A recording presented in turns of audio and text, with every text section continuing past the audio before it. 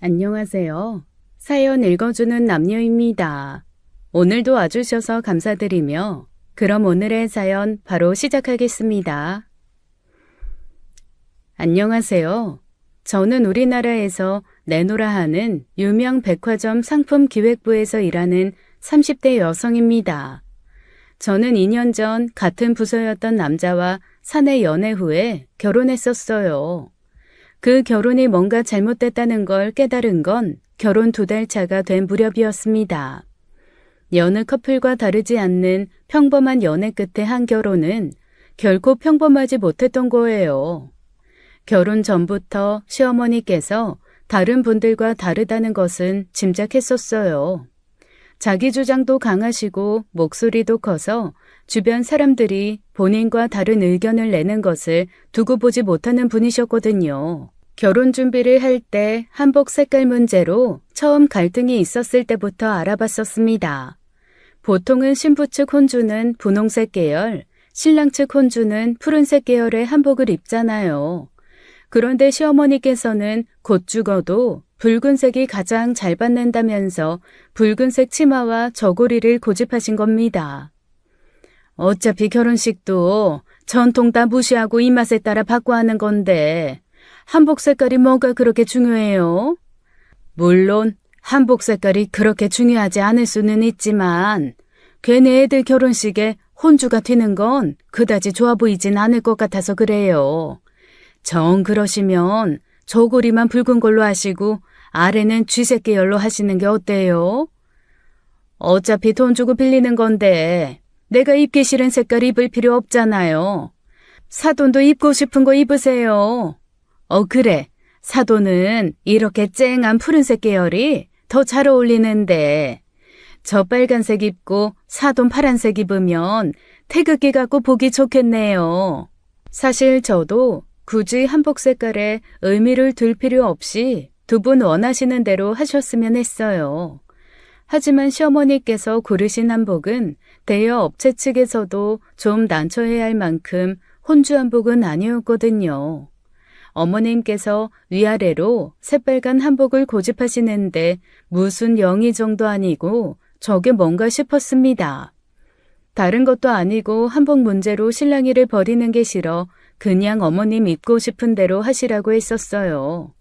저희 엄마는 혼자서 아이보리색 저고리에 연분홍색 치마를 입으셨고 어머님께서는 새빨간 한복을 입으셨죠. 그야말로 압도적인 등장이었습니다. 나중에 친구들에게 들으니 양측 어머님들 등장하자마자 다들 여기저기서 헉소리가 나더래요. 아마 이 이야기를 듣고 계신 분들 중에 혹시나 그날 저희 결혼식에 오셨던 분들이면 아실 겁니다. 영의정 같은 옷을 입고 개선장군 마냥 행진하던 시어머니의 위풍당당한 걸음걸이를요. 그래서 그 성격이야 어느 정도 짐작은 하고 있었지만 결혼하고 나니 더 심각하더라고요.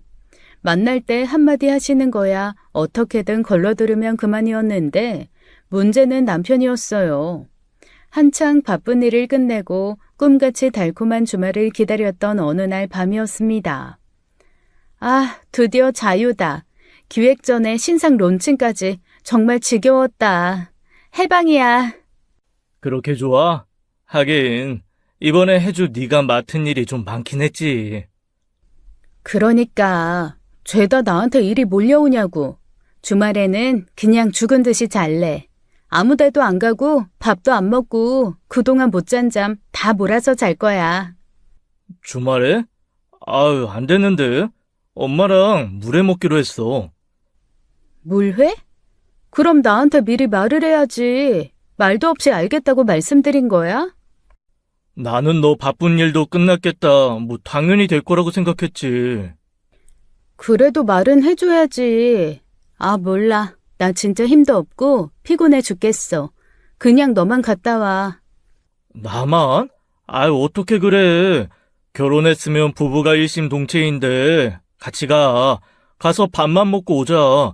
엄마가 며칠 전부터 물회 드시고 싶다고 하셨어. 아이, 그냥 갔다 오는 게 좋을 것 같은데. 가면 밥만 먹고 와죠? 결국 차도 마시고 차 마시면 어머님께서 집에 들렸다 가라고 하시고, 그러다 보면 또 저녁이고 소화시키고 가라고 하시면 결국 한밤중인데, 됐어, 난 안 갈래. 남편은 제가 얼마나 바빴는지 옆에서 봤던 사람이라 더는 조르지 못하더라고요. 그래서 토요일 점심에는 남편만 보내고 저는 그야말로 오랜만에 단잠을 즐기며 있었죠. 그런데 남편이 생각보다 이른 시간에 들어왔더라고요. 잠결에 현관문 열리는 소리를 듣고 시계를 봤더니 2시였어요. 혼자 가서 빨리 왔나 싶었는데 부족한 수면을 채우려 다시 눈을 감으려던 차였습니다. 갑자기 안방문이 벌컥 열리더니 시어머니가 들어오시는 게 아니겠어요? 예! 어머니! 갑자기 어떡해! 씻지도 않고 맨 얼굴에 잠옷 차림으로 누워있다가 얼마나 당황했겠어요. 허둥지둥 일어나 맞이해드리는데 이미 어머님은 잔뜩 화가 나 있었죠. 너 결혼한 지 얼마나 됐다고? 시부모 만나는 날에 남편만 혼자 띡 보내니? 네? 제가 오늘 컨디션이 별로 안 좋아서 오늘만 혼자 갔다 오라고 한 거예요. 컨디션은 무슨? 너 바쁜 일 끝났다고? 잠잔다고 안 나온다고 했다며? 회사 일만 일이니? 결혼하면 시부모 모시는 것도 일이야. 회사 일만 잘하면 뭐해? 집안일이 이렇게 엉망인데. 남편은 제가 나오지 않은 이유를 적당히 둘러대지 않고 있는 그대로 솔직하게 말했더라고요. 그때부터 남편에 대한 원망과 속상함에 표정 관리가 잘 되지 않았습니다. 고부 갈등을 만들려고 작정한 사람이 아니고서야 어떻게 그렇게 솔직하게 얘기하나요? 그 와중에 시어머니께서는 본인을 무시하는 처사다 야단이고 자다가 이게 무슨 봉변이가 싶더라고요. 어머님께서는 한참 동안 귀 따가운 소리를 하시더니 한 번만 더 이런 일이 있으면 가만히 있지 않겠다는 엄포를 하시고서야 돌아가셨습니다. 어머님 가시는 거 보는 동안에도 속이 부글부글 끓는데 남편은 슬쩍 웃으며 그러더라고요. 거봐, 내가 가는 게 좋을 거라고 했잖아. 우리 엄마 성격에 가만히 있지 않으실 건데. 지금 장난해? 어? 왜 소리를 지르고 그래? 내가 일 때문에 피곤한 거 옆에서 다 지켜본 사람이 어머님한테 가서 그 일을 미주알 고주알 다 솔직하게 말씀드린 거야? 적당히 둘러댔으면 됐잖아. 같이 오려고 했는데 컨디션이 안 좋아서 힘들다더라. 다음에 함께 가자. 그러면 될 일이지. 잠잔다고 시부모 식사 약속에 안 나온다고 하면 어떤 시어머니가 좋다고 이해하겠어? 아니, 거짓말도 아니잖아. 그럼 거짓말을 하란 말이야? 거짓말이 무조건 나쁘니? 필요하면 해야지. 그리고 애초에 그거 나한테 얘기해서 잡은 약속도 아니잖아. 네 멋대로 어머님이랑 약속 잡아놓으면 나는 그냥 무조건 따라야 돼? 그래놓고 내가 어머님한테 15분을 넘게 잔소리를 듣는데도 가만히 앉아서 쳐다보기만 하고 뭐? 그러게 가는 게 좋을 거라고 했잖아? 진짜 어이가 없네. 왜 그렇게 화가 났는데? 엄마 말 틀린 것도 아니고 내가 거짓말한 것도 아닌데 왜 그렇게... 그러니까 나 위해서 거짓말 좀 해주면 안 됐던 거냐고. 내가 혼나니까 좋든? 네 마누라가 엄마 앞에서 쩔쩔매면서 혼나는 꼴이 보기 좋더냐고. 그건 아닌데... 미안. 나는 거기까지 생각을 못했어.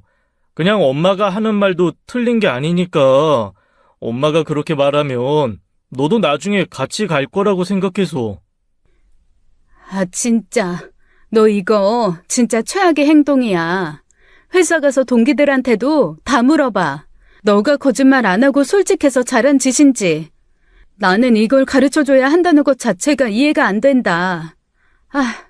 연애 때도 그렇게 싸운 적이 없었습니다. 연애 때는 그런 눈치가 없는 사람인지도 몰랐어요. 생각해보니 그럴 만한 일이 없었고 연애 때는 집안일을 일체 꺼내지 않았거든요. 어쩌다 한번 무슨 일 때문에 집에 갔다 왔다 그 정도였어요. 그런데 그렇게 눈치 없이 중간 역할을 못할 줄은 몰랐죠. 문제는 그뿐만이 아니었습니다. 남편은 생각보다 자주 어머님께 많은 문제를 의지하고 있었더라고요. 다른 지점으로 가자. 저기 가봤는데 별로였어. 고기에서 냄새도 나고. 아, 진짜? 엄마가 여기 지점이 더 맛있다고 하던데. 어머님은 입맛에 맞으셨나 보지. 내 입맛은 별로였어. 10분만 더 가면 되니까 거기로 가자. 굳이? 엄마가 여기 괜찮다고 했다니까. 내 말 못 들었어? 나는 가봤는데 별로였다고 했잖아. 그래서 가기 싫다고. 너 여기 가봤어? 가보고 하는 말이야? 아니, 나는 엄마가 여기 맛있다고 하니까. 그럼 너 혼자 먹고 와라. 더는 말을 섞을 가치를 못 느껴서 차에서 내려버렸습니다. 그러자 뒤늦게 따라와 저를 붙잡으면서 별것도 아닌 일로 왜 이렇게 예민하게 구냐고 하더라고요. 그 말에 더 열받아서 손을 뿌리치고 집으로 먼저 와버렸죠. 그런 일들이 그 뒤로 종종 있었던 거예요. 알고 보니 남편은 살아오면서 선택이 필요한 순간 늘 어머님 의견을 따랐던 겁니다. 대학도 어머님이 가라고 하는 곳으로, 회사도 많은 선택지 중 어머님이 원하신 곳으로 지원했던 거예요. 결혼은 어떻게 했나 했더니 제 스펙을 듣고는 허락해 주셔서 한 거였다고 하더라고요. 여러분 같으면 그 말 듣고 기분이 좋겠나요? 남편이 나를 사랑해서 나와 평생을 함께하고 싶어서 결혼한 게 아니라 엄마가 허락해서 했다는데 어떤 여자가 좋아하겠어요. 듣다 너무 기가 막히고 황당해서 제가 그랬습니다. 너 마마보이야? 어머님이 하라고 하시면 다 하고 좋다고 하면 다 좋은 거야? 뭐? 마마보이? 야, 너 말 다 했어? 나 그런 말 진짜 처음 들어. 무슨 말도 안 되는? 너 하는 짓이 딱 마마보이잖아. 솔직히 처음 듣는 것도 아니지? 어머님 없으면 스스로 결정도 못해? 그래서 결혼 상대까지 어머님 허락받고 했어? 진작 말해주지 그랬어. 그랬으면 난 절대 이 결혼 안 했을 텐데. 뭐? 어쨌든 너랑 결혼했잖아. 그런데 어떻게 그런 말을 해? 됐다. 말을 말자. 너랑 말했다간 내 속만 뒤집히는 것 같아. 내가 남편을 얻은 건지 어머님 아들을 대신 데리고 사는 건지 모르겠다고. 그게 불과 결혼 2달 만의 일이었어요. 그때 저는 심각하게 이혼을 고려하고 있었습니다. 그대로라면 계속 결혼 생활을 지속하는 게 어렵다는 판단이 들었거든요. 독립된 가정의 일을 스스로 해결하지도 못하고 자꾸 부모를 끌어들여 배우자를 곤란하게 하는 사람 최악이잖아요. 혼자 고민 아닌 고민을 하다 친정 엄마에게 이야기를 꺼냈더니 엄마는 너무 섣부른 결정하지 말라더라고요. 원래 결혼하고 이맘때쯤 많이 싸워. 그런 일로 이혼하면 엄마랑 아빠는 진작 헤어졌겠다. 네 말 들으니까 희관이가 너무 안사돈한테 의지하는 구석이 없잖아 있는 것 같은데 일단 지켜보면서 조율을 해봐. 부부는 결혼한다고 다 부부가 되는 게 아니라 되어가는 과정이 중요해. 다른 사람하고는 곧 죽어도 안 맞춰지던 게 부부는 그게 맞아지거든. 결혼식을 올린 지 겨우 2달밖에 되지 않았고 엄마의 진심 어린 조언 덕분에 마음을 내려놓을 수 있었어요. 그런데 지내다 보니 시집의 문제는 그것뿐만이 아니었습니다. 바로 시아버지의 문제였죠. 시어머니의 입김이 너무 세다 보니 시아버지께서는 상대적으로 목소리가 약했어요. 약한 정도가 아니라 그 집의 누구도 시아버지 목소리는 들리지 않는 것처럼 행동하더라고요. 아버님, 뭐 드실래요? 육회 드실래요? 육회 좋지. 육회는 됐고 갈비살이랑 체크살 쪽으로만 일단 시켜라. 아버님 육회 좋아하시는데 육회 하나 시키면 좋죠. 아유, 됐다니까. 당신 육회 먹을 거야? 아니야, 됐어. 됐다잖아. 내가 시키는 대로 하기만 하면 될걸. 왜 자꾸 말을 2번, 3번 하게 만드니? 식당에 가서 아버님이 먹고 싶은 음식은 특별한 이유도 없이 무시당하기 일쑤였어요. 게다가 집에서도 식사 준비를 다 해놓고도 아버님은 부르지 않고 식사를 시작하는 경우도 많았고요. 아버님은? 아버님께 말씀드리고 같이 먹어야지. 나오겠지. 방에서 텔레비전 보시는 것 같은데 어떻게 알고 나오셔? 아버님, 아버님 식사하세요. 희관아, 게장 얼른 먹어. 네 아버지 나오기 전에. 맛있는 반찬은 아버님이 더 드실까 어머님께서는 남편이나 시누이에게 하나라도 더 챙겨 먹였죠. 그런 대접을 받고도 아버님은 별 내색도 못하시고 그냥 주면 주는 대로 받아 먹기만 하더라고요. 처음엔 티를 안 내다가 지내면 지낼수록 제가 익숙해져서 그런지 더 노골적으로 아버님을 무시했어요. 아무리 봐도 보편적으로 보이는 가정의 모습은 아니라서 남편에게 물었습니다. 근데 말이야, 다들 왜 그렇게 아버님만 찬밥 취급해? 찬밥 취급? 우리가? 그렇잖아. 뭐 먹을 때도 아버님은 쏙 빼놓고 먹고, 외식할 때도 아버님 좋아하시는 건 다 빼놓고 주문하고, 아버님이 한마디 하면 대답도 잘 안 하면서 자연스럽게 무시하고. 그런가? 아유, 원래 그래. 원래 그런 게 어딨어? 무시받아 기분 좋은 사람 어딨다고. 나도 처음엔 아버님이 소극적이셔서 그런가 했는데 요즘 부쩍 느껴. 다들 일부러 아버님 무시하는 거. 가정 내 왕따도 아니고 그게 뭐야? 어렸을 때는 안 그랬는데 할머니 돌아가시고 나서부터 좀 바뀐 거야. 엄마가 할머니한테 시집살이를 심하게 당하셨거든. 그때 아버지가 제대로 커버해 주시지도 않고 오히려 할머니 집에 돈을 너무 많이 써서 우리 집 망할 뻔했었어. 그럼 어머님께서는 그때 그 일로 복수심 때문에 그러신다는 거야? 뭐 그럴 수도. 그때 우리 엄마 아니었으면 우리 집 진짜 풍비박산 날 뻔했어. 아빠가 엄마 몰래 할머니한테 드린 돈이 많았는데 그거 다 받아오지도 못했거든. 그나마 있던 집 담보 대출까지 받으려고 했던 거 뭐 엄마한테 걸려서 난리가 났었지. 그렇다고 사람을 그렇게 무시하면서 살아? 아버지는 엄마가 이혼 안 하고 같이 살아주는 것만으로도 감지덕지 해야지. 엄마가 그나마 많이 봐주고 있는 거지. 이혼 당하면 아빠 혼자서 뭐 어떻게 해먹고 살겠어? 돈은 왜 가져다 쓰신 건데? 사정이 있었던 거 아니야? 사정이 있건 없건 결혼했으면 가정을 꾸린 건데 본가에 그렇게 쓰면 누가 좋아하겠어? 난 엄마 마음도 이해가 돼. 저는 그때 남편이 하는 말에 좀 어폐가 있다고 느꼈어요. 그렇게 따지면 시할머니 챙기느라 돈을 많이 쓴 아버님이나 어머님 말이 진리라고 생각해 어머님 의견을 맹신하는 남편이나 둘 다 똑같다는 생각이 들었거든요. 어쨌거나 시댁의 과거 일은 제가 끼어들 일은 아니라고 판단해 그냥 입 다물고 있었습니다. 제가 지켜봐오고 겪어온 아버님 성품으로는 막무가내로 그렇게 돈을 썼을 것 같진 않았어요. 어머님도 신우도 눈꽃만큼도 정이 안 가는 집안이었는데 아버님은 절 며느리라고 알게 모르게 챙겨주신 적도 많거든요. 제 눈엔 나쁘지 않은 분이 대놓고 자식들한텐 차별받고 무시받는 모습에 마음이 불편하기도 했습니다. 그래서 저라도 챙겨야겠다 싶어서 항상 제가 아버님을 챙겼어요. 식당에서 아버님 물잔만 비워놓으면 제가 아버님 물잔 챙겨드리고 아버님이 먹고 싶은 음식이 있는 것 같으면 제가 먹고 싶은 음식이라고 대신 시켜드리기도 하면서요. 그러면 아버님은 한 번씩 모아둔 돈으로 몰래 제게 용돈을 쥐어주시기도 했어요. 아버님, 이게 뭐예요? 너 필요한 거 사서 써라. 옷을 사 입든지. 아니에요. 뭘 이렇게나 많이.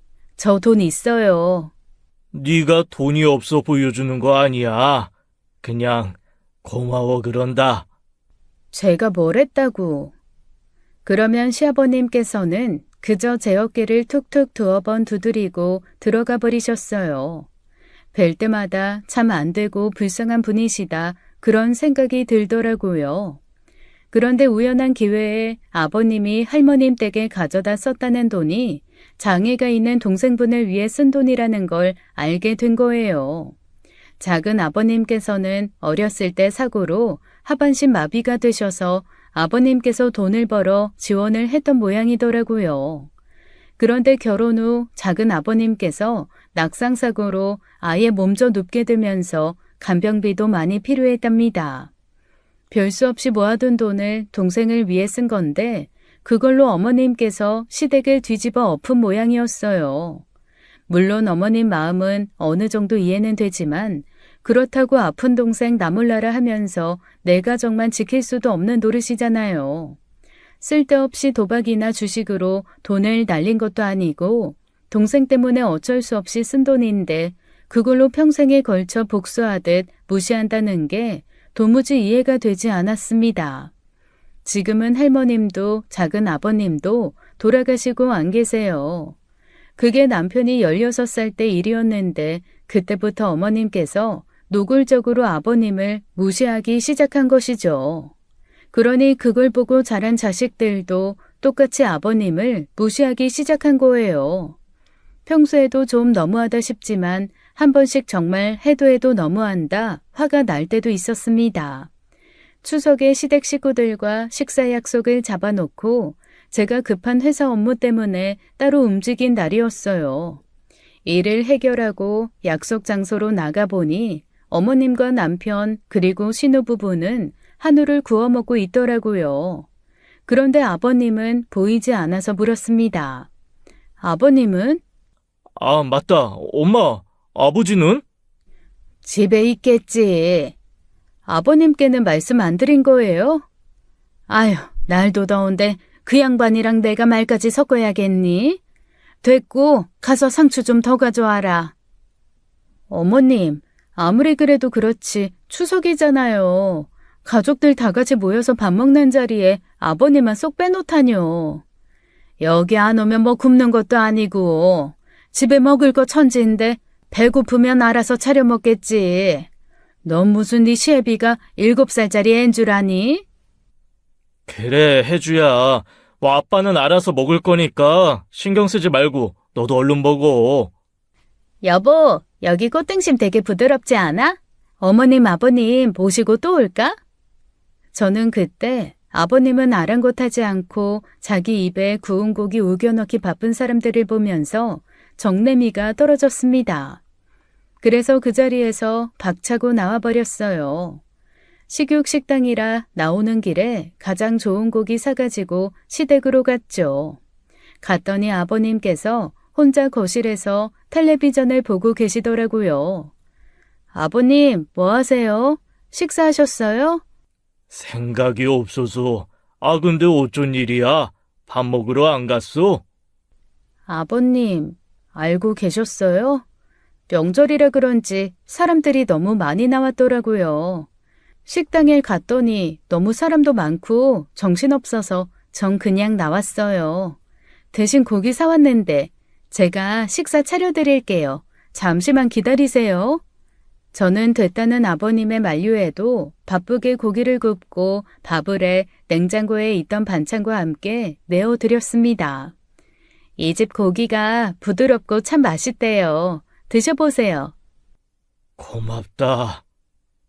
아버님 쪽으로 구운 고기 접시를 밀어드리자 아버님께서는 말없이 고기를 집어 드시더라고요. 그리고 고개를 푹 숙이고 조용히 고기만 씹으시는데 저는 순간 너무 놀랐습니다. 아버님께서 황급히 눈물을 훔치시는 거예요. 아는 체 하면 민망해 하실까봐 아무렇지 않게 바쁘게 입만 놀렸습니다. 아휴, 명절인데 회사에서 일 시키는 거 있죠? 저 진짜 워커홀릭으로 일하는 거 정말 좋아하지만 가끔 보면 진짜 너무한다 싶어요. 아니, 적어도 명절은 좀 봐줘야 하는 거 아니에요?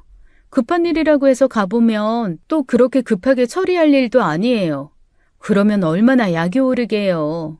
내년 설에도 또 명절에 일 시키면 일 그만둘까 봐요. 그렇게 실없는 이야기를 하는 동안 아버님께서는 밥 한 공기를 금방 비우셨습니다. 제가 치우려고 하자 아버님께서 됐다시며 본인이 설거지하겠다고 하시더라고요. 그래야 아버님 마음이 편하실 것 같아서 모른 척하며 물러났죠. 아버님께서 설거지 해주시는 거예요? 아싸, 감사합니다. 저야 완전 땡큐죠. 그럼 아버님 제가 감이라도 깎아드릴까요? 아니면 커피 드실래요? 됐다. 잘 먹었으니 이제 그만 가봐라. 다들 올 텐데. 저는 상관없는데. 얼른 가서 쉬워. 일도 하고 왔다면서. 아버님께서는 차라도 한 잔 더 하자는 저를 만류하시며 기어이 내보내셨어요. 남편은 제가 집으로 돌아오고 나서도 한참 후에야 들어왔습니다. 제가 그렇게 나갔는데도 연락 한 번 없더니 들어와서도 자기가 화난 것처럼 물건을 집어 던지듯 놓더라고요. 지금 뭐해? 네가 화낼 일이야? 그럼 내가 뭘 어떻게 해야 돼? 내가 널 이해해야 해? 너 그렇게 나가서 아빠랑 밥 먹었지? 집에 갔더니 그 식육식당 봉지 있던데? 다들 아버님만 쏙 빼고 한우 먹는 게 너무 약올라서 내가 아버님 챙겨드렸어. 왜? 추석인데 아버님 혼자만 두고 그러고 싶어? 왜 시키지도 않은 짓을 해? 너 때문에 엄마 또 얼마나 열받았는지 알아? 내가 왜 어머님 눈치를 봐야 돼? 어머님이 왕이야? 어머님 말이 법이야? 우리 집에는 우리 집만의 질서가 있는 거야. 그 질서를 바로잡는 게 엄마고 왜 불필요한 행동을 해서 분란을 만드냔 말이야. 누가 아빠 밥 챙겨달래? 아버님 챙기고 말고는 내가 알아서 해. 나는 유치하고 치사하게 다 큰 어른들이 가족 하나 왕따 시키겠다고 작정한 사람들 틈에 끼어있고 싶지 않아. 야, 윤혜주, 너 이거 선 넘는 거야? 내가 니네 집 일에 함부로 끼어든 적 있어? 우리 집에서는 유치하게 가족 왕따 시키면서 안 괴롭히거든. 툭 까놓고 말 좀 해보자. 나도 네 집안일이라고 생각해서 깊이 관여하진 않으려고 했는데 난 도무지 그 이유로 아버님이 지금까지 그렇게 무시받고 사는 게 이해가 안 돼. 아버님도 어쩔 수 없던 거잖아. 막말로 만약에 아가씨한테 그런 일이 생겼다고 쳐봐. 너 그냥 모른 체 할 거야? 내가 아가씨한테 돈 쓰지 말라고 한 푼이라도 쓰면 가만 안 있겠다고 하면 독립된 가정을 이뤘으니 안 쓸 거야? 어차피 나는 안 써도 엄마한테 돈 있어서 괜찮아. 만약을 이야기하는 거잖아, 만약을. 왜 있지도 않은 일을 가정에서 사람 머리 아프게 해? 희정이는 절대 그런 일이 없겠지만 아버지는 이미 벌어진 일로 진짜 우리 가족을 힘들게 했다니까. 말을 말자 말을 마라. 내가 너랑 무슨 말을 하겠니? 너 그런 식으로 말하지 마. 너가 먼저 말도 안 되는 가정을 해놓고 왜 내가 말이 안 통한다는 식으로 대꾸해? 희관아, 그래도 너한테는 똑같은 부모님이잖아. 어머님 고생하신 것도 알겠어. 하지만 아버님도 고생 많이 하셨잖아. 너도 결혼했는데 아버님 상황도 좀 이해해 줄 수 있지 않아? 내가 보기엔 아버님이나 너나 크게 다를 것도 없어. 너도 결국 독립된 가정 이뤄놓고 어머님이 먼저잖아. 안 그래? 누가 먼저래? 너 지난번에도 내가 매장 한번 둘러본다고 백화점 가자고 했던 날 어머님이 드라이브 가고 싶다고 하시니까 어머님한테 갔잖아. 그건 인생에 있어 대단한 선택이 필요한 문제가 아니잖아. 백화점이야 너 혼자 가도 되지만 엄마는 운전 못하시니까 드라이브 내가 시켜드린 거고. 그래, 앞으로도 그렇게 결혼한 와이프 나몰라라 하고 어머님이 부르면 오래 키우던 바둑이처럼 쫄래쫄래 나가라. 뭐? 바둑이처럼 쫄래쫄래? 너 진짜 말 다 했어? 야 어디가? 야 윤혜주 문 안 열어? 어느 순간부터 남편과 이야기하다 보면 가슴팍이 콱 막힌 듯 답답해지더라고요. 도무지 제가 원하는 방향으로는 대화가 통하지 않았어요. 일부러 저러나 싶기도 하고 가끔은 지능에 문제가 있나 싶기도 했죠. 저는 그때 우리 부부 사이의 끝이 보이기 시작했던 것 같아요. 우리도 머지 않았구나 그렇게 마음을 비우고 대하기 시작하니 분노보다는 체념이 더 앞서더라고요. 어차피 말해봤자 변하는 게 없을 텐데 무슨 대화를 하겠어요. 그러다 조용히 협의 이혼이나 하겠거니 했었습니다. 그때까지만 해도 상상도 못할 일로 소송까지 하게 될 줄은 몰랐죠. 남편과의 부부 갈등이 더 심해지는 건 온전히 남편의 문제였습니다. 부부 갈등이 생길 때마다 위주할 고주할 시어머니를 찾아 전부 일러 바쳤거든요. 몇 번 전화로 아무리 신혼이라지만 적당히 싸우라고 하시더니 심하게 싸운 날에는 찾아오시기까지 했죠. 너 듣자 하니 희관이한테 너무한 거 아니니? 제가요? 너무한 건 희관이죠. 저희 부부예요. 부부끼리 의논해야 할 문제를 자꾸 어머님과 먼저 의논하고 결정해 오는데 제가 화가 안 나게 생겼어요? 너 아무리 시대가 달라졌어도 그렇지. 남편한테 하고 싶은 말 다 하고 사는 거 아니다. 결혼했으면 그래도 남편인데 존중하고 배려를 해야지. 마음에 안 드는 행동 좀 했다고 할 말 못할 말 구분도 못하고 애면박을 줘? 어머님이 그렇게 말씀하시니 좀 우습네요. 우스워? 너 지금 말 다 했니? 그렇잖아요. 어머님께서도 아버님께 할 말 다 하고 하시면서 존중도 안 해주시면서 왜 저보고는 희관이 존중하라고 하세요? 그거야. 이 문제랑은 애초에 문제가 다르잖아. 그 양반은 제가 보기엔 똑같아요. 제가 희관이랑 존중하며 살길 바라시면 어머님께서 본보기가 좀 되어주세요. 오랫동안 하고 싶었던 말을 하자 속이 다 후련하더라고요. 어머님은 생각지도 못하게 허를 찔렸다는 듯 시뻘개진 얼굴로 씩씩댔죠.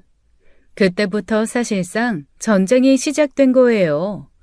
저는 이미 이혼 마음을 먹었기에 무서울 것도 없었고 이판사판 공사판이었으니까요. 앞으로 저희 부부가 해결할 수 있는 일은 저희가 알아서 할 테니까 내버려 두세요. 지금처럼 자꾸 저희 문제에 어머님이 개입하시면 저 더는 희관이랑 못 살아요. 너 지금 나 협박하니? 이혼한다고 하면 내가 못 시킬 줄 알고? 마음대로 하세요. 이 결혼 생활에 미련도 없으니까. 너 진짜 아주 막 나가는구나. 시어머니께서는 정말 이혼이라도 시킬 것처럼 으름장을 놓았지만 저는 눈 하나 깜짝하지 않았어요. 그런데 예기치 못하게 남편이 못하겠다고 한 겁니다. 솔직히 저는 시어머니가 하라고 하면 남편도 한다고 할 줄 알았거든요. 그동안 자기 주관이라곤 1%도 없는 사람처럼 굴더니 그 문제만큼은 자기 주관을 내비치는 거예요. 그런 일로 이혼까지 해야 한다니 나는 받아들일 수 없어. 받아들이고 말고의 문제가 아니라 난 네가 이 가정의 가장 같지가 않아. 널 뭘 믿고 내가 애를 낳고 의지해서 살겠어? 매번 어머니만 찾으러 다닐 텐데. 그건 내가 조금씩 고쳐볼게. 나도 어쩔 수가 없어서 그래. 지금까지 살면서 내 문제는 항상 엄마가 해결해줬고 그때마다 좋은 결과가 나와서 엄마 결정에 따를 수밖에 없게 된 거란 말이야. 그게 문제라는 거야. 성인이면 자기가 스스로 한 선택을 두려워하지 않고 책임질 줄 알아야지. 그래서 후회하지 않으려고 이번에 엄마 말 안 듣는 거잖아. 내가 더 노력할게. 부족한 거 알아. 마음에 안 드는 거 투성인 것도 알고. 근데 아무 노력도 없이 이혼하는 건 싫어. 남편답지 않은 확고한 태도에 결국 이혼 이야기는 잠시 접어두었습니다. 하지만 그때도 전 그게 시간 문제일 뿐 결국 우리의 끝은 정해져 있다고 생각했어요. 이미 남편에 대한 신뢰가 다 사라진 것이죠. 사실 그때 일도 바빠서 이혼은 잠시 접어둘 수밖에 없었어요. 그 일이 있고 얼마 뒤 제가 팀장으로 먼저 승진하게 됐거든요. 다른 동기들에 비하면 일은 승진이었고 저는 그간의 노력과 능력을 인정받은 것 같아 기뻤습니다. 남편도 제가 얼마나 고생해 이룬 결과인지 알기에 축하해 주었어요. 그런데 승진한 후 일주일쯤 지났을 때 어머님께서 찾아와 또 그러시는 거예요. 너 회사 언제까지 다닐 거니? 언제까지라뇨? 그만둘 생각 없는데요? 애는 어떻게 하려고? 애를 가지더라도 출산휴가 쓴 뒤에 다시 복직할 거예요. 여자가 사회생활 오래 해봤자 가정에 도움될 거 하나도 없다. 애를 낳게 되면 엄마인 네가 키워야지. 남의 손에 맡길 생각이야? 엄마한테 부탁드릴 거예요. 여의치 않으면 희관 씨가 육아휴직 쓰면 되고요. 뭐? 아니, 일을 쉬더라도 네가 쉬어야지. 왜 남자인 희관이 보고 애를 보래? 제가 월급이 더 많아서 어쩔 수 없어요. 희관 씨도 그렇게 하겠다고 했고요. 똑같은 직장인, 네가 벌면 또 얼마나 번다고 희관이를 집에 앉히려고 하니? 잔말 말고 회사 그만두고 애부터 가져라. 어머니, 제가 분명히 말씀드렸죠. 저희 문제는 저희가 알아서 한다고요. 아이 갖는 문제도, 일 그만두고 아이 키우는 문제도 전부 저희가 상황 고려해서 결정해요. 어머님이 그만둬라 키워라 할 문제 아니라고요. 어른이 그렇게 하라면 할 것이지 무슨 말이 그렇게 많아? 논리적으로 안 되실 때마다 나이 앞세워서 그러시는데 솔직히 매번 실망스럽네요. 여자가 사회생활 오래 해봤자 도움 안 된다고요? 그러는 어머님께서는 왜 그렇게 오랫동안 바깥일 하시는데요? 아버님이 돈 안 벌어오시는 것도 아닌데 어머님도 돈 벌고 계신 거잖아요. 어머님은 되고 저는 안 된다는 거예요? 나야 자식 낳아 다 키워놓고 시작한 일이니 상관없지. 너는 애도 안 낳고 일이나 하겠다는 거잖아. 애가 뭐 식물처럼 빗물 햇빛 받아먹고 자라나요? 요즘 애 키우는데 돈이 얼마나 드는데요. 사실 저희 형편에 육아휴직도 꿈 같은 얘기예요. 당장 한 푼이라도 더 벌어야 할 때 왜 갑자기 휴직을 하라는 거예요? 그럼 지금 희관이가 널 상사로 모셔야 하는데 계속 상전 노릇 하겠다는 거냐? 생각을 좀 해봐라. 너들 부부인 거야 남들 다 아는 사실인데 남자가 여자한테 누구님 하는 거 모양새가 너무 그렇지 않니? 남편 기세어줘도 모자랄 판에 기어이 그 소리 듣고 일하겠다는 거야? 결국 그 이야기셨어요? 제가 먼저 승진해서 희관 씨가 기 못 펴고 살까 봐서요? 정 그게 걱정이 되시면 저한테 와서 이러실 게 아니라 희관 씨한테 가서 더 열심히 하라고 하셔야 하는 거 아니에요? 좋아요. 어머님이 그렇게 원하시면 제가 그만둘게요. 그 대신 저희 집 대출금 다 갚아주세요. 뭐야? 내가 돈이 어디 있어서 수억하는 대출금을 갚어? 끝이 아니에요. 제가 애 낳고 살림하면 제가 지금 회사에서 버는 만큼 주세요. 그래야 제가 회사를 그만둘 수 있어요. 그러실 수 있으세요? 없으시잖아요. 어머님은 왜 맨날 대책도 없이 그렇게 우기기만 하세요? 도움이 되는 말씀을 해주셔야 제가 어머님 말씀을 듣죠. 어머님께는 그럴 능력이 없었어요.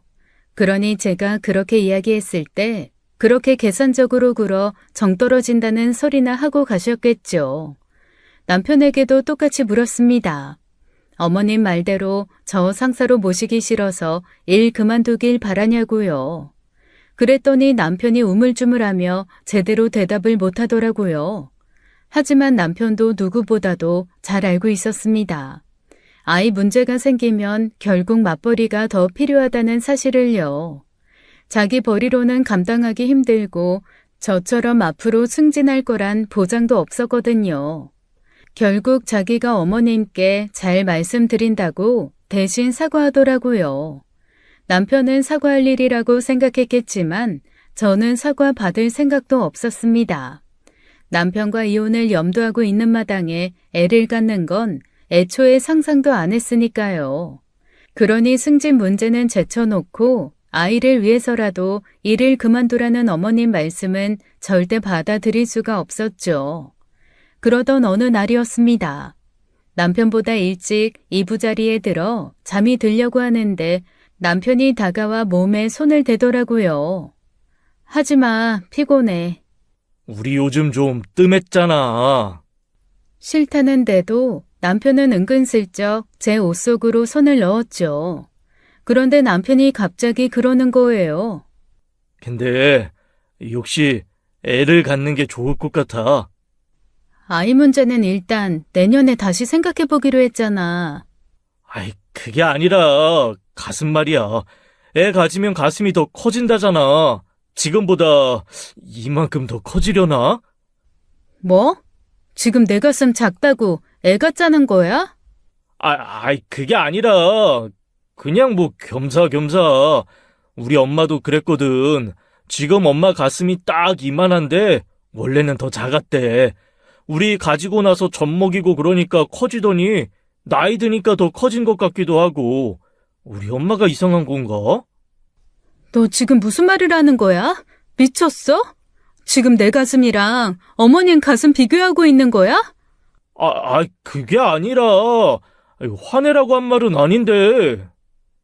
남편이 너무 경멸스럽더라고요. 전 여자친구처럼 다른 여자와 비교를 해도 열받을 판에 시어머니와 가슴 크기를 비교하는 남편이 어딨나요? 남편 손을 세차게 뿌리치고 기분이 나빠 안방에서 나와버렸습니다. 그때는 단순히 겉모습만 보고 그렇게 얘기하는 줄 알았어요. 어머님은 살집이 좀 있으신 편으로 가슴도 큰 편이시긴 했습니다. 그에 비해 저는 전체적으로 마르기도 하고 원래 가슴도 없었거든요. 그거야 연애 전부터 남편도 알고 있던 사실인데 느닷없이 가슴 얘기라니 얼마나 황당했겠어요. 그런데 며칠 후 남편이 시어머니와 저를 두고 가슴을 비교한 게 그냥 하는 소리가 아니라는 걸 알게 된 거예요. 시어머니께서 다 같이 저녁 식사를 하자고 하신 날인데 제가 야근 때문에 늦어진 날이었습니다. 늦게라도 들르겠다고 해서 시댁에 들렀더니 거실에 남편과 어머님이 텔레비전을 보고 있더라고요. 그런데 그 모양새를 보고 제가 얼마나 놀랐는지 몰라요. 남편이 어머님께 기대고 앉아 어머님 상의에 손을 넣고 있었거든요. 딱 봐도 손은 쉬지 않고 움직이고 있었고요. 너무 기가 막히고 놀라서 입을 떡 벌리고 있다가 겨우 물었죠. 너 지금 뭐해? 왔어? 남편도 민망한지 순간 어머님 옷 속에서 손을 빼더군요. 그러면서 한다는 말이 더 가관이었어요. 가끔 이렇게 있다 보면 어렸을 때 버릇이 나오네. 어렸을 때 버릇이라니? 그런 버릇도 있어? 아들이 지 엄마 가슴 좀 주무른다는데 그게 뭔 대수라고 또 큰 소리야? 늦게 왔으면 조용히 들어와서 미안한 신용이라도 할 것이지. 대수죠. 아니, 대여섯 살 먹은 애도 안 하는 짓을 40이 다 돼가는 사람이 하는데 그럼 그게 안 이상해요? 이상할 게 뭐가 있는데? 길 가는 여자 가슴 주무른 것도 아니고 지 엄마 가슴 좀 주무른 게. 하기사, 지 마누라 뭐 만질 게 있었으면 지 엄마 가슴 찾았겠냐마는. 뭐라고요? 어머니! 저는 그 순간 너무 수치심이 들었습니다. 제 가슴을 훑어보는 그 시선도 너무 싫었고요. 남편은 민망한지 어색하게 웃기만 하고 시어머니는 죽일 듯이 절 노려보는데 제 머리가 다 이상해지는 것 같더라고요. 세상에 다 큰 성인인 아들이 그렇게 아무렇지 않게 자기 엄마 가슴을 만지고 있기도 하나요? 분명 남편과 시어머니의 모습이 보편적이지 않은데 저를 이상하게 쳐다보니 너무 혼란스러웠습니다. 그런데 그때 마침 화장실에서 나오던 신우가 저희 대화를 듣더니 두 사람을 거드는 거예요. 언니, 별것도 아닌 거 가지고 오바 좀 하지 말아요. 저 두 사람 원래 그랬는데 몰랐어요? 부모 자식 간인데 뭐 어때요? 애기 때 다 만지고 엄마 젖 먹고 자랐는데. 아가씨, 그래도 그건 아니죠. 그거야 어릴 때잖아요. 지금은 엄연히 성인이 됐는데 원래 그래왔으니 괜찮다 이건가요? 가족이잖아요. 가족끼리 그게 뭐가 이상하다고 벌레 보듯 봐요? 가족이면 그래도 돼요? 아버님도 아가씨 가슴 막 만지고 그래요? 무슨 말을 하는 거예요? 거봐요, 이상하잖아요. 그 경우랑 이 경우가 다른 게 뭔데요? 제가 그렇게 따져 묻자 신우는 꿀먹은 벙어리처럼 아무 말도 못하더라고요. 그때 저는 더는 이혼 문제를 미뤄선 안 되겠다는 생각이 들었습니다. 있는 정 없는 정 다 털릴 때까지 기다려봤자 결국 이렇게 못 볼 꼴만 보는 거였어요. 진짜 도무지 이해가 안 된다. 어머님도 너도 정말 눈곱만큼도 이해가 안 돼. 여기까지 하자. 난 그 두 사람 이해 안 되는 사이에 끼어 있을 자신이 없으니까 여기까지 하자고. 더는 참지 못하고 그렇게 쏟아붓고 집으로 돌아와 버렸어요. 집으로 돌아와서도 그 모습이 눈앞에 잔상으로 남아 저를 괴롭혔죠. 뒤늦게 들어온 남편은 시댁에서의 모습과 다르게 화가 난 듯 보이더라고요. 인상을 팍 쓰고 들어와서는 입던 옷을 갈아입다가 옷을 신경질적으로 내던졌죠. 나 이상한 사람 만들지 마. 집집마다 부모 자식 간에 애정 표현이 다를 수도 있는 거지. 엄마 가슴 좀 만지고 있었던 거 가지고 사람을 무슨 벌레 보듯 쳐다봐. 그렇게 떳떳한 일이면 주변 사람들한테 물어봐도 되겠네. 뭐? 이상한 일인지 아닌지 어디 동기들한테 물어보자고. 그래도 괜찮다고? 제 말에 남편은 오기가 생겼는지 저를 노려보다가 그러든지 말든지라며 나가버리더군요. 저는 뭐 오기가 없답니까? 그래서 진짜 동기들에게 물어봤어요. 일부러 남편이 있는 자리에서 아무렇지 않게 운을 띄웠죠. 아, 맞다. 승현 씨도 엄마 가슴 만지고 그래? 예? 팀장님, 갑자기 그게 무슨 말도 안 되는 말씀이세요? 팀장님, 저 방금 너무 놀라서 소름 돋을 뻔했어요. 그래? 그게 그렇게 이상한 일이야? 희관 씨는 그게 보통 모자 간의 애정 표현이라던데. 그렇게 말하며 남편을 바라보자 남편은 금세 얼굴을 붉히며 저를 노려보더군요. 순간 남편을 바라보는 동기들의 표정이 무척 어색해졌어요. 그 후 회사에서는 남편에 대한 이상한 소문이 퍼졌습니다. 저는 때맞춰 이혼을 생각 중이라는 말도 흘렸고요. 삽시간에 소문은 와전되어 걷잡을 수 없이 번졌죠. 은근슬쩍 제게 다가와 소문의 진위를 묻는 직원들에게는 특별히 더 얹은 말도 없어요. 그저 의문스럽게 몇 번 쓴웃음을 지었을 뿐이었거든요. 그러자 남편이 제게 와서 그러는 거예요. 기어이 날 이겨 먹어야겠어? 이게 그렇게까지 문제 키울 일이야? 그냥 좀 넘어가 주지. 내 자존심 이렇게까지 건드려야겠어? 그만해. 나도 지쳤어. 이혼하면 더는 너 자존심 건드릴 일도 없겠지. 너도 알잖아. 우리가 왜 그동안 평범한 부부처럼 살 수 없었는지. 그건 내가 노력하겠다고 했잖아. 이미 다 끝난 이야기 아니었어? 그 꼴을 보고도 내가 너를 믿으라고?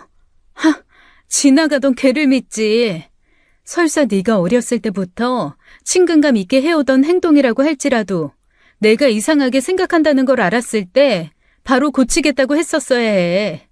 근데 오히려 나를 이상하게 만든 건 너라고. 그렇게 문제가 생길 때마다 어머님과 한편이 돼서 날 몰아세우는데 노력?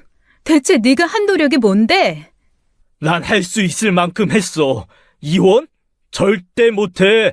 지금 이혼하면 나만 이상해지는 거야. 그 소문이 사실이라고 생각할 거라고. 뭐, 어머님과 이상한 관계 때문에 이혼한다는 거? 당장 정정해. 사실이 아니라고 정정하라고. 내가 잘못된 소문을 흘린 것도 아닌데 뭘 정정해? 네가 어머님 가슴 만지고 산다. 이혼 고민 중이다. 내 입에서 나온 건 뭐 하나 정정할 게 없는 사실인데 나보고 뭘 어쩌라고. 이혼 못 해주겠으면 어쩔 수 없지. 소송할 거야. 너희 진짜? 저도 이런 문제로 소송까지 끌어 이혼하게 될 줄 누가 알았겠나요. 이런저런 이유로 미루지 말고 진작 해결했었어야 하는 문제인데 어떻게 보면 저도 자업자득인 것입니다. 그렇게 자책하며 변호사 상담하던 어느 날이었어요. 회사로 시아버님께서 찾아온 것입니다. 다른 사람은 몰라도 아버님께는 이런 모습 보이는 게 너무 죄송했어요. 근처 카페로 가서 마주보고 앉아 아무 말도 못하고 있는데 아버님께서 늘 메고 다니던 낡은 가방에서 봉투 하나를 주시더군요. 이게 뭐예요? 가져가라. 내가 줄 수 있는 게 이거밖에 없다. 위자료라고 생각하고 가져가. 뭔가 싶어 두툼한 봉투를 열었다가 저는 화들짝 놀라고 말았습니다. 봉투 안에는 5만 원권으로 총 1,000만 원이나 되는 거금이 들어있었거든요. 아버님, 너가 그동안 희간이랑 사느라 고생이 많았지. 희간이 그건 몸만 컸지. 정신머리는 어렸을 때랑 다르지 않아. 제 엄마가 그렇게 휘둘러 키워 그런지 다 큰 놈이 세상이 지 엄마 위주로 돌아간다고 믿고 있지. 2번 다시 기회 주지 말고 이참에 헤어져라. 헤어져서 더 좋은 사람 만나. 아버님, 언제까지 그렇게 사실 거예요? 아버님께서도 달라지셔야 돼요.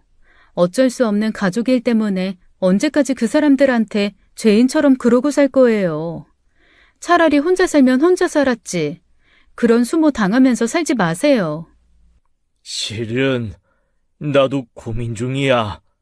근데 내가 그래도 될지. 왜 안 돼요? 아버님 하실 만큼 했어요. 누구도 비난할 수 없다고요. 그때 아버님은 제게 쓴웃음을 지어 보이셨습니다. 솔직히 아버님이 이제와 이혼하실 거란 생각은 못했어요.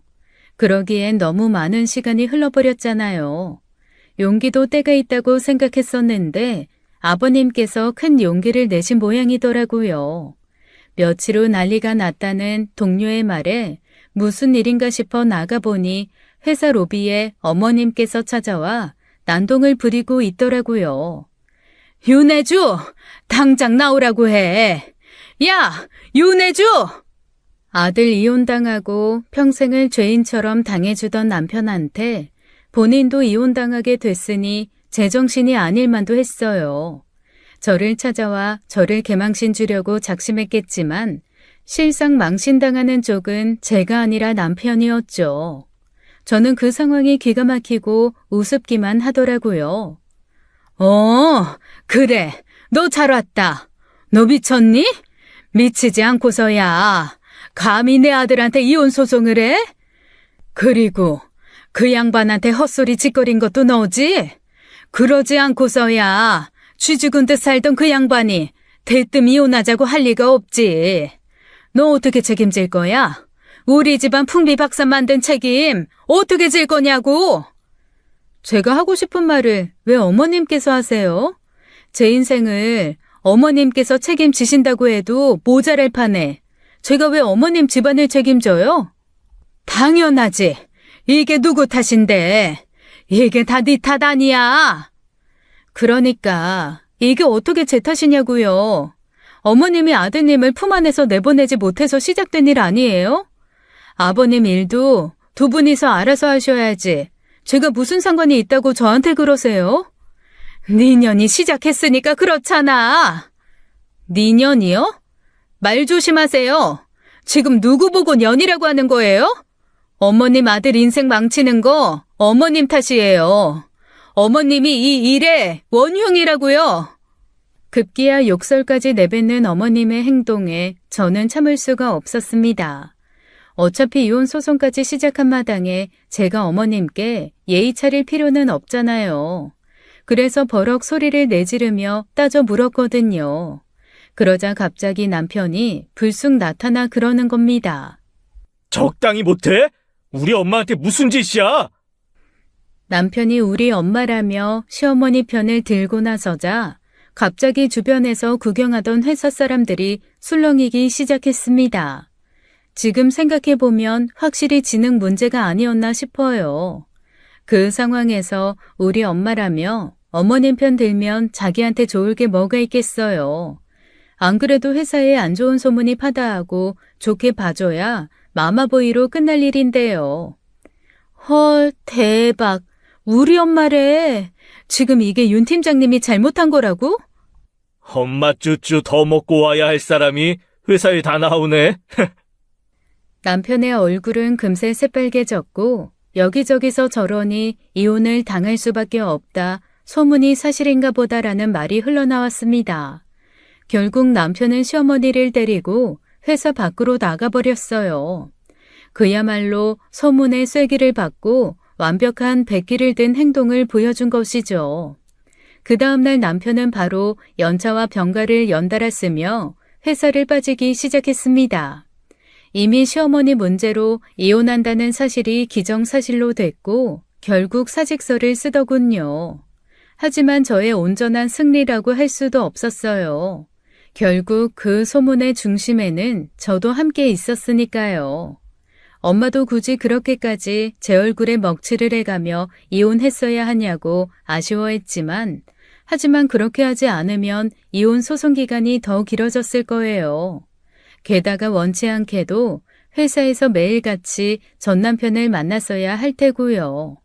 제 얼굴에 먹칠 한번 시원하게 해준 덕분에 그 회사의 승리자로 남아있을 수 있는 겁니다.